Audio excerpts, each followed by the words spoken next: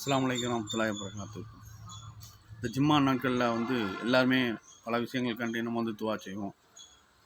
இந்த பாலியல் வன்கொடுமை தடுக்கிறதுக்கு நம்ம துவா செய்யுங்க. ஏன்னா ஒரு 3 நாளைக்கு முன்ன கட்டி ஒரு 3 வயசு பிள்ளைய 13 வயசு பையன் மிட்டாய் வாங்கி தரேன்னு சொல்லி கூப்பிட்டு போய் பாலியல் வன்கொடுமைக்கு ஆளாக்கியிருக்கான். அதே சமயம் பார்த்திங்கன்னா ஒரு 13 வயசு பையனை 3 பசங்க கூப்பிட்டு போய் இந்த மாதிரி பாலியல் வன்கொடுமை நடந்துகிட்ருக்கு.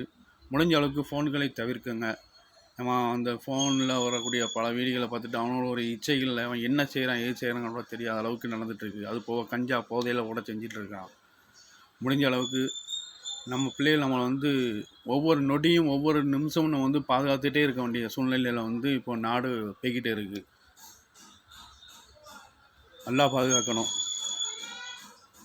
இன்ஷா அல்லாஹ். எனக்கு தெரிஞ்ச விஷயங்களை நான் இனி அடுத்த வீடியோவில் நான் பதிவு பண்ணுறேன். அஸ்ஸலாமு அலைக்கும்.